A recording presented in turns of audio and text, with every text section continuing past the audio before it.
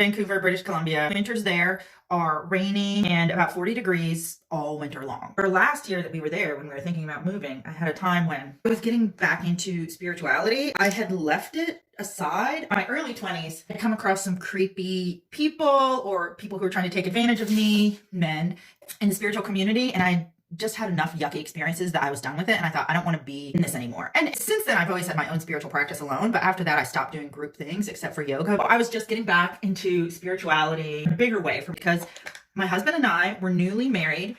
I had just graduated grad school. So all of these things that I was so excited about and had been looking forward to happened.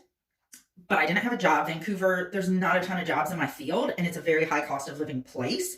The fact that I was in a new kind of place in my life, I knew this was going to be challenging anyway, working with a counselor and doing what I could.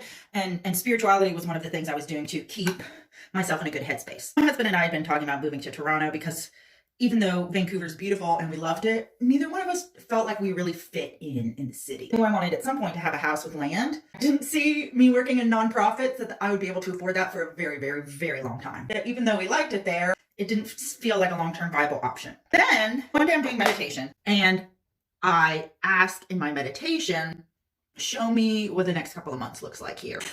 And I literally saw a wall of darkness falling over me, almost like a cloud or a shroud. I knew that I had to get out of Vancouver because that shroud for me, I thought I am not going to be able to survive a winter that dark if I don't do something about this. I need to look out for myself. I told my husband in somewhat dramatic terms, we need to leave Vancouver this year. Like I'm done here. And he still teases me about this, but I was like, I have to leave or I will die. The past 3 winters there, I had done the best that I could to maintain my mental health. But it was a constant, a part-time job, working, doing all the things that I needed to do to have base level happiness with the weather there. So we moved. And as I said, we'd already been thinking about it. Here's the wild thing. To that winter, it started raining in October in Vancouver. The rain didn't stop until July of the next year. Now, normally it starts tapering off sometime in May or sometimes April, sometimes June, but July was a bit radical. But what ended up happening was my intuition, my psychic abilities gave me this heads up